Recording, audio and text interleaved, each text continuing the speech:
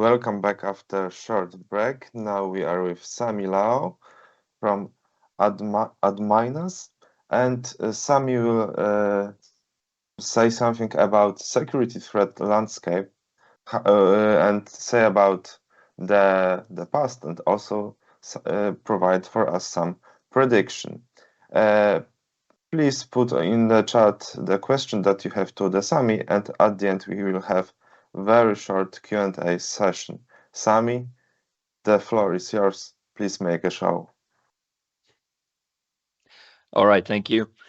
Hello, everyone, and welcome to the session. As said, this is a kind of a tribute to one of my favorite movies, Back to the Future. But let's talk a little bit about what happened during last year and what's going to happen, at least based on data and based on my predictions. So, like said, my name is Sami Laiho. I'm a Microsoft MVP and a Chief Research Officer in a company called Adminize. And I've been working with IT for way more than half of my life. Started in 1995, actually. And I toured around the world speaking in different conferences. I try to teach people concepts and keep people up to date on what they should be doing. Just remember there's multiple different ways of solving these issues. You don't necessarily have a strict guidance on them. I often get a question on, for example, privileged access workstations that I'm going to mention. I get a question of why they fail, and my number one tip for that is that the privileged access workstation deployments fail because people read Microsoft's instructions.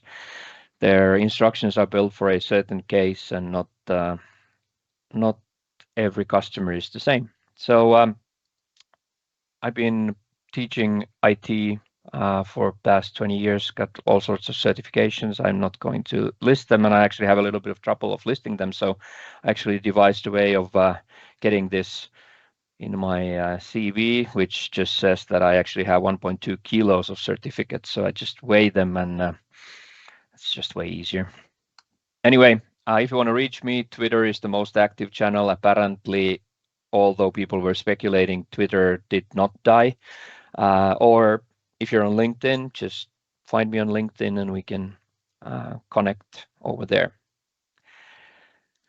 If we look back at 2022, there's a few magic numbers to 2022. First of them being that 2 hours. And what does that 2 hours mean? 2 hours is the time that it takes for a threat actor, after getting foothold into your environment, to a domain admin. So that is a statistical value. I have often been asked of what is my job nowadays, and I always say that my job nowadays is to try and extend that 2 hours as much as I can, so that your security operations center has enough time to catch the bad guys.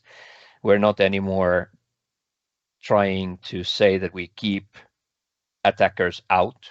We assume breach, which means that we place multiple different barriers in between of you and the threat actor, so that that time of 2 hours would be extended as much as possible. Although some artificial intelligence-based services can actually react in around 30 seconds, if we look at a manned security operations center, that 2 hours is actually not a very long time, because there's so many APIs where the data has to flow through before it actually ends up on the desk of the security operations center analyst. If we say that 2 hours is the average that it takes for the threat actor to be able to gain domain admin, the 180 days is actually the average of how long they lurk in your environments before they start doing anything. So it's kind of interesting that they could actually operate in 2 hours, but they decide to investigate for half a year. They are human-controlled adversaries nowadays mostly, which means that they go around the environment and figure out what would be the best way of attacking you before they actually start doing anything. And that statistic goes up to 180 days also because of reselling the access to other enemies. 2% of victims, that magic number comes from the fact that that's a rounded number. It's actually a little bit below 2%, but that's the amount of cyber incident victims that actually report that they had been attacked, which means there's only 1 out of 50 you will hear about. And that's kind of weird in a world of GDPR regulations on you having to report in 72 hours, yet only 2% actually tell you about it. So I will, every single day, I will tweet about a ransomware incident somewhere, but you can kind of think that if you follow that for 2 days, for example, then there's already 100 ransomware attacks that happened based on statistics. This is from Truesec's threat intelligence report. And if we look at the different attack types that we have, well, the biggest attack type currently is still ransomware. But the second one is the interesting one, which is access harvesting. And access harvesting means that someone gains foothold into your environment, but actually sells that to an attacker. So they find the required credentials, but they don't actually use it for anything, but it goes through this maze of different components of this horrible ransomware industry. A really big part is still the business email compromise. That's actually a huge part when we look at the financial losses that there are. Another statistics is the distribution of attack vectors. And the distribution of attack vectors, the interesting part here is that if you look at the biggest one, for the past 2 years, it's actually been vulnerabilities. We lived for a decade in a world where we were concentrating on trying to mitigate phishing attacks, because basically every ransomware attack would start with a phishing email. But now, more important than you taking care of your email protections and educating your users, even more important is actually patching. And that means that we'll have to, we can see some numbers on that on the following slides as well. But in total, I think what the biggest change in the past few years has been is that we actually have this ransomware as a service industry. So the people attacking you are actually not the ones that breached you. Now, in Finland, for example, we have sad stories from the public sector, private sector as well. But the public sector, for example, they have been attacked with Lockbit 1. Now, Lockbit already has 2 new versions of it. So, I mean, the ransomware gangs are using outdated attack tools and still cause a situation where in 3 months, actually kids couldn't get dentist appointments. So, and that's actually an interesting attack tool, because Lockbit 1 is very famous for a fact that Lockbit 1, people are wondering where these attacks come from, but for some weird reason that Lockbit 1 will not activate on your machine if you have a Russian keyboard layout. Not sure where it's coming from. If we look at the patching, this is another quote from another document. This is from Beyond Trust. Every year they publish a Microsoft vulnerability report. A few interesting things about year 2022 is that we had more vulnerabilities than we've ever had before. But to not always just try to scare people off. I don't like security sessions where it's all about, I hack you like this, I hack you like this, I hack you like this, I hack you like this, and then everyone just walks out like, oh, my company sucks. So to have some good news in this as well is that although the number of vulnerabilities is bigger than ever, actually the number of critical vulnerabilities in the Microsoft ecosystem was actually at a 10-year low. It doesn't mean that they were not super critical, just the sheer number of them was smaller. Around 20,000 patches for an enterprise, that's an average for a bigger enterprise when you calculate your maybe sometimes needed patches for your Fortinet firewalls or your switches, your devices.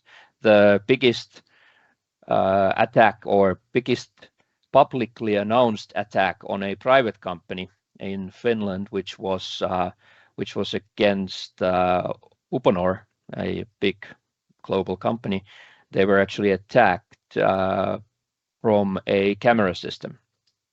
So someone gained access to a camera system through a vulnerability, and there's a server taking care of that, and then get foothold there, and then go with lateral movement and all the traditional stuff. So of course, patching is not just Windows, so we have to patch everything all the time. If we look at how money was lost from Finland, we have to still be realistic. And the biggest losses, for example, for our country, the biggest losses were still from the romance scams. So someone on Facebook pretending to be an ex-general from the US military. And you know the story. And of course, the human factor is still there. So we need to still keep doing what we're doing, meaning educating people. But it's kind of interesting that that's still money-wise the biggest loss that we had. Business email compromise, 4.9 million euros, and then investment scams almost as big as the romance scams. And kind of this all relates to the old rule of security that if something on the internet seems too good to be true, it probably is. The number of 32.4 million that was lost, you can also see that the financial sectors, banks, police, they did some good calls as well, because actually on top of that, there were 14.5 million euros worth of attacks that were actually prevented by the officials. But anyway, we're heavily concentrating on ransomware with our technical solutions, but we have to keep the human factor in place. It's actually getting, of course, more and more difficult, because if something happened in the 2022, if we're not talking about Russia attacking Ukraine, probably the biggest thing to talk about were the new forms of artificial intelligence based services.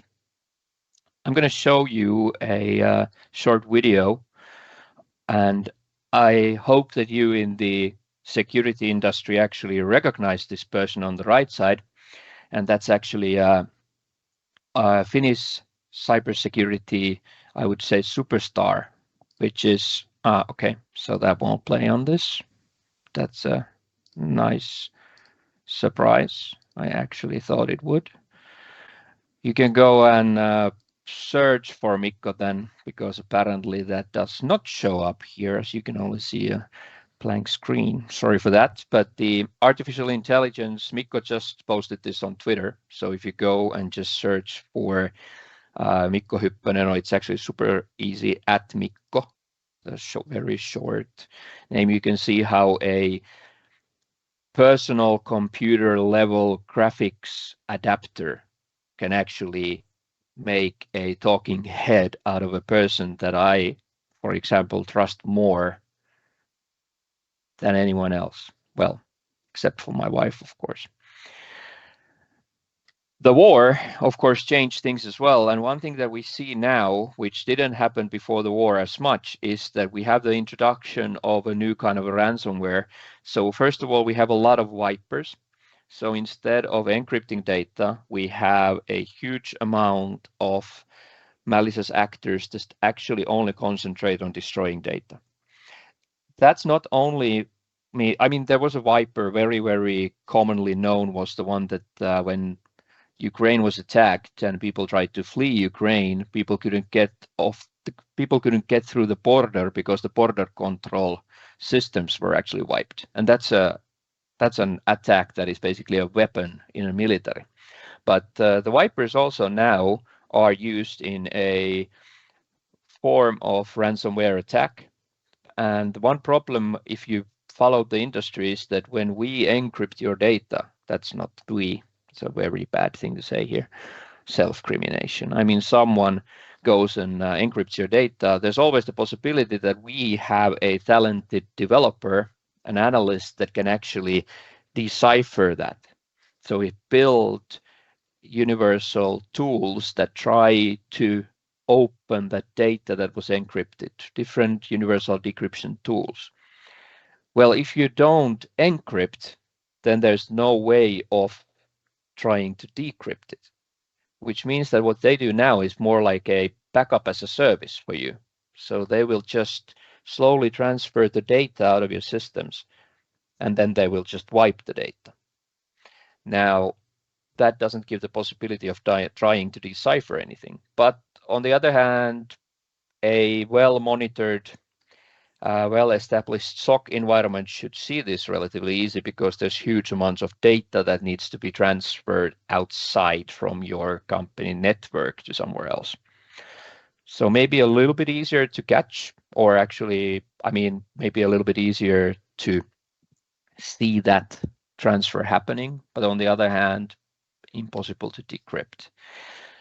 Because of these wipers, that also heavily affects the recommendations side of things here, because I promised to talk about what happened and what's going to happen. So if we look at the recommendations side next, so when we're going for 2023 or beyond, first of all, I have a very popular and very well-received blog series that I wrote.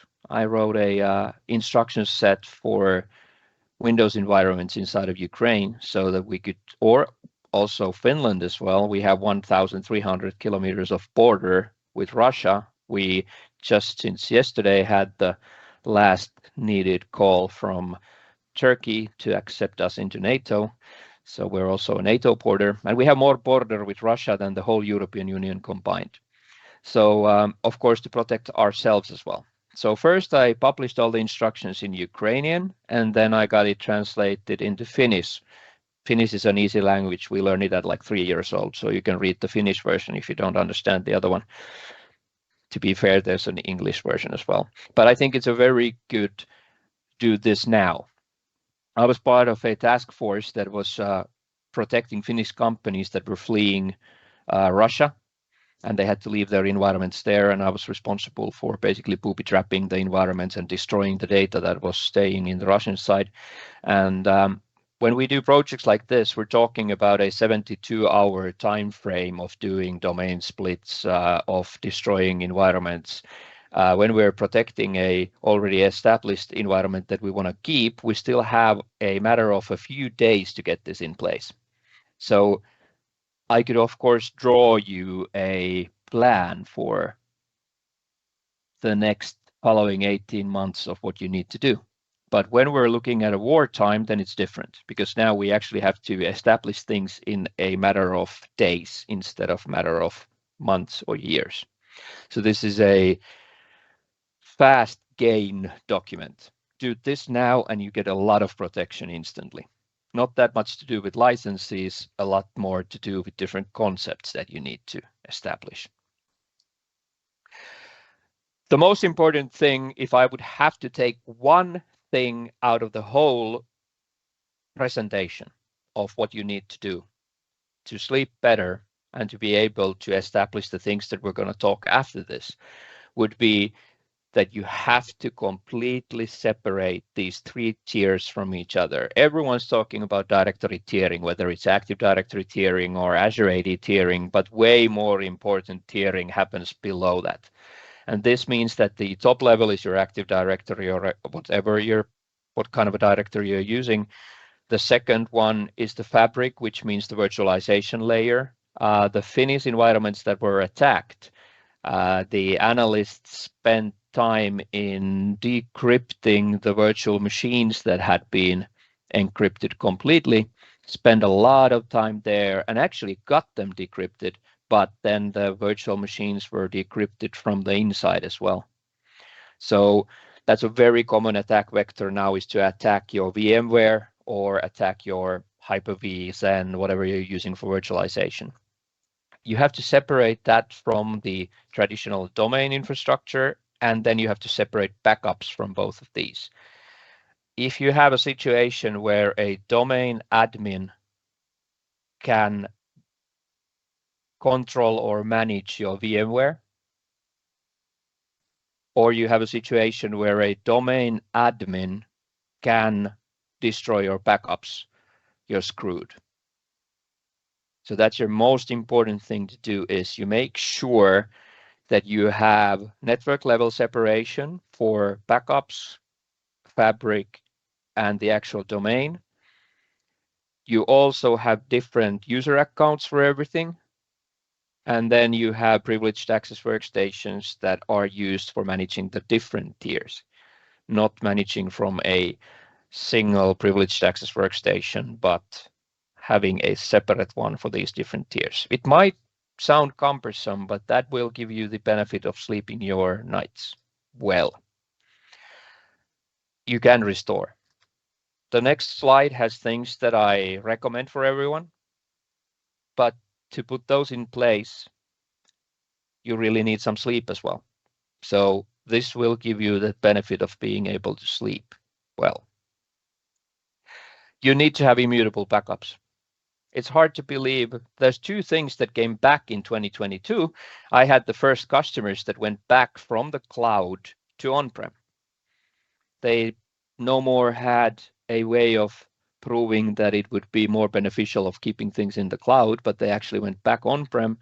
That I did not suspect. And the other one I did not suspect was the amount of tapes that were bought. So the amount of tape robots, tape drives, tapes in general is just interesting, because I would have assumed that I will never ever see them again. But we have to have an offsite backup. So there will be no possibility of you yourself of destroying your backups. And that is an easy offsite backup like a tape. But of course, Azure blobs, Google services, Amazon, they all now provide a way of using what are known as immutable backups. So you set a amount of days that no one can destroy that data. Linux operating system has a better functionality for that than Windows. So if, for example, big players like Veeam, you will have to use a Linux-based backup in that sense, because that's the only thing that can make it immutable. But of course, the blobs in the cloud services, they can be immutable very easily. And what I tell my customers is just put everything into the cloud, or put them on a tape, or a attachable disk system, or detachable disk system, or whatever. But it needs to be offsite. It especially needs to be impossible for you to destroy your own backups. Now, when you have that sorted out, then the recommendations for 2023, assume breach, I already went through. Don't pretend that you could run a network assuming that no one's going to get in. They will. They probably are already. Patch more, test less. Sounds really difficult for admins like me. Sounds even more difficult for the customers, because we have grown up in an industry where you can never stop production because of a bad patch. You install a Windows patch. We've all seen there's quite a few bad Windows patches out there for the past 6-7 years. We try, and I try to preach this everywhere. I try to explain to my customers, and so should you, the fact that if you risk taking your production down for 2 hours because you have to restore a server after a bad patch, that's way better than taking it down for 3 months. So it has to be an acceptable risk to be down for 2 hours instead of months. Deploy application control. CIS, Center for Internet Security, says that the two most recommended features for security controls are up-to-date hardware inventory and up-to-date software inventory. And there is no way of you to keep that intact unless you have application control. AppLocker was just announced that it's available for Windows 11 Pro, so you don't need the enterprise license anymore. That's a great news. Also, the less binary you're running, the less patching you have to do. And of course, it blocks ransomware as well. Invest in user awareness. Don't forget the human factor. This means companies like Hox Hunt or KnowBe4, things that will simulate phishing attacks. Enforce MFA, we all know this. There's still legislation which is way behind this. We have US cyber insurances that don't allow you to have a cyber insurance unless you have MFA on all accounts, including break glass accounts, which is just silliest ever. But anyway, I mean, the industry is accepting this. My wife just gave a crazy cool tip because we had a customer who wasn't willing. They don't have personal phones for the blue collars, and what they have is they don't have personal phones, so they can't do like SMS or any kind of MFA, even that SMS. So they can't be forced to use it because it's a personal phone. So legislation thing again.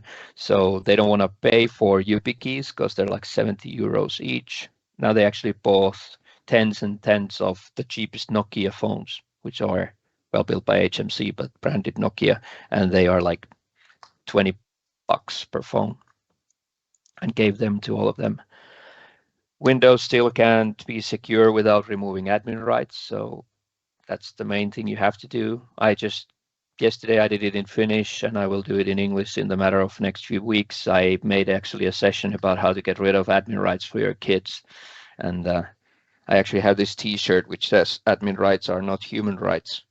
So my company has specialized in that for more than 20 years, so it's my favorite topic. Tiering, like I mentioned, Active Directory domain admins can never log on to workstations or servers, only domain controllers or privileged access workstations. Your second most important thing to do. Implementing privileged access workstations, take down your security or take down your attack surface. Many people try to do this the wrong way. It's easier to just make sure that you can be taken down from a fewer amount of computers. So even my personal factory that I take care of, it had 40 computers that could RDP into the domain controller, and then you're screwed. Nowadays, you can only do it from 2 because we use privileged access workstations. I run them on Hyper-V on this machine, for example. So the virtual machines nowadays that's allowed to use a VM as a POW. And you have to have someone who's taking care of your environment. So you have to have someone watching over. That means establishing or outsourcing a SOC. So I get this question all the time. Can you sell us an 8 to 4 SOC? That's the silliest idea ever. I don't know a single attack in Finland that would have happened before midnight.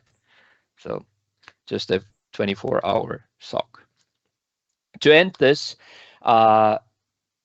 just remember the most important saying in security. In security, don't let perfect be the enemy of good. Meaning, if you look at the list and you think you can't make it all happen, you don't have to do something.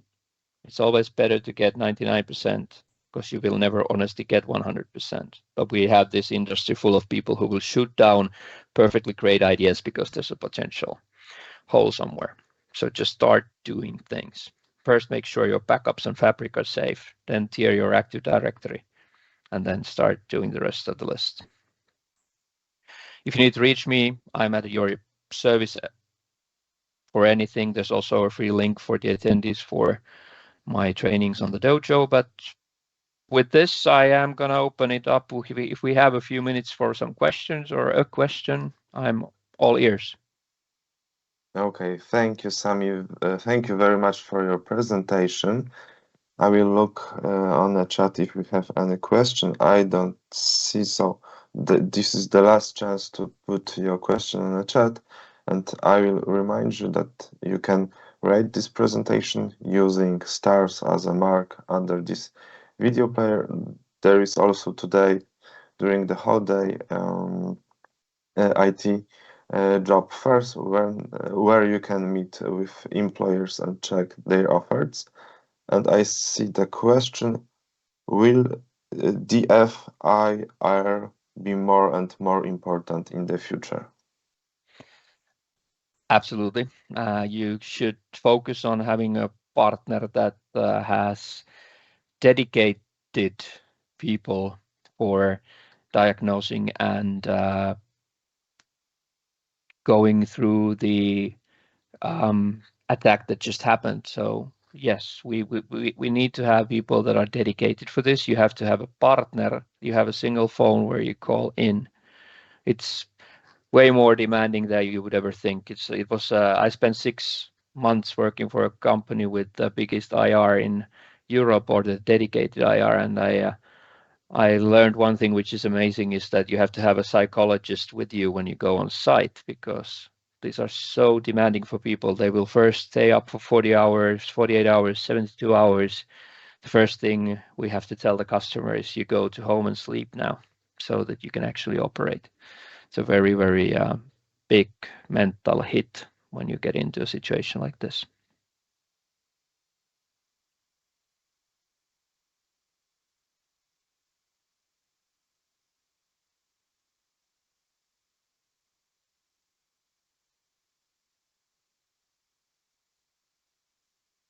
Okay, so thank you very much for your presentation and your participation, and we will see after a short break on the next presentation.